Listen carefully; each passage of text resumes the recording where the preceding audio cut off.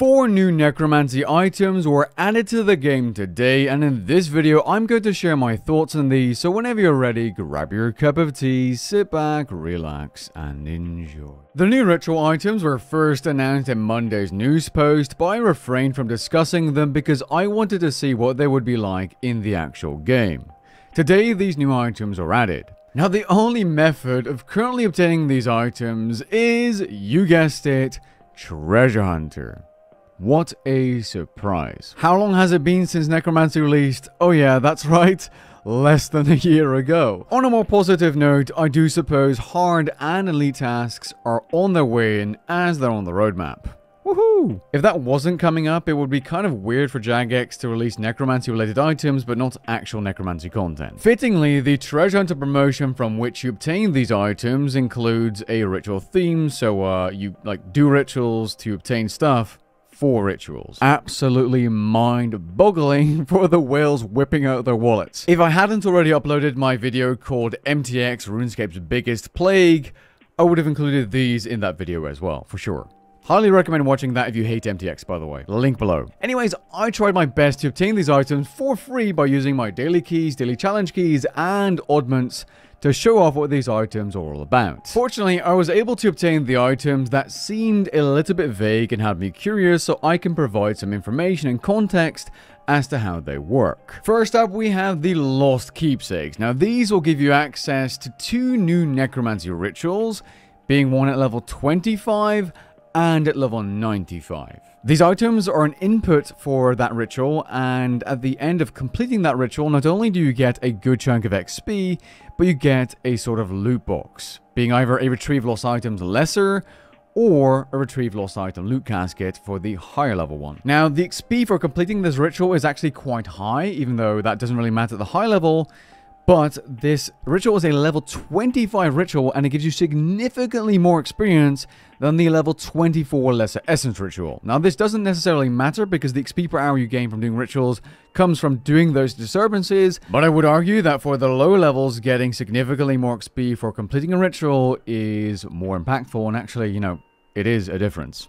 That I noticed. As for the loot, I only have 2, and I'm not going to be buying keys to get a larger sample size. I just think that's a massive waste of money. I think it's really important that you know that you are able to get soul dies from these if you're really lucky. I don't know what the drop rate is, but you're able to get soul dies. Why am I mentioning this? Well, I know that clue scrollers have been asking for this die to be added to clues.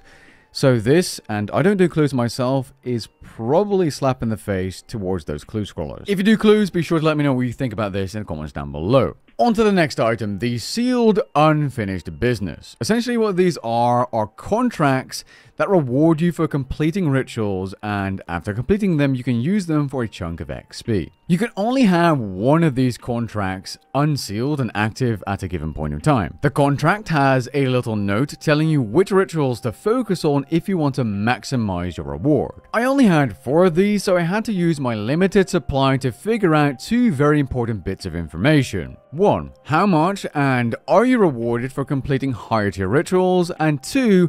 How much more are you rewarded for completing the correct, aka contract preferred rituals? Completing high tier rituals and the correct rituals gave me a reward of 105.6 thousand Necromancy experience. Completing the correct but lowest tier ritual gave me 4,960 Necromancy experience, or in other words, 21 times as little XP. Completing the wrong but high tier rituals gave me 50,800 Necromancy experience, or a little bit less than half of what you would be getting for completing the correct rituals.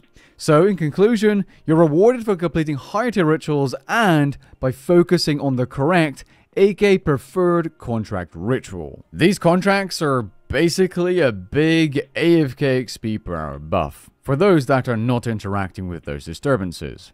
Now, unfortunately, I wasn't able to get any of the Tokens of the Lost or Imp Soul in a Box items, but that doesn't matter because they're really simple and straightforward. The Tokens of the Lost will protect your glyphs and light sources from decaying for a single ritual per piece, which is, kind of what the pumpkin masks do, except also for your glyphs, so they save you ink. The Imp Soul in a Box are an additional alteration glyph for a ritual per piece. That's actually quite a powerful perk. This means you could, essentially gain access to the 99 skill cap perk again by using this item. Or if you don't yet have the 99 skill cap perk, you can have the perk without having the skill cap. I'm not sure why this is an MTX item. It feels kind of weird. It makes sense, but it feels kind of unfair to those that have the 99 skill cap perk, that their skill cap perk is part of Treasure Hunter now as well. I feel like that's an odd choice. Overall, my thoughts on these items are that they're not as overpowered as I would expect from Treasure Hunter, but they are still a big buff to Necromancy training for those willing to shell out money to obtain them. With items like this, I always wonder how these could have just been added as Necro content, or drops from bossing, or from completing Necro dailies, or some kind of Necro minigame. That's always what I think. But, Jagex does need to make money at the end of the day. I mean, that's just how it is nowadays, isn't it? If you enjoyed the video, leave a like down below, and maybe if you consider subscribing, and I'll catch you guys in the next one. Peace.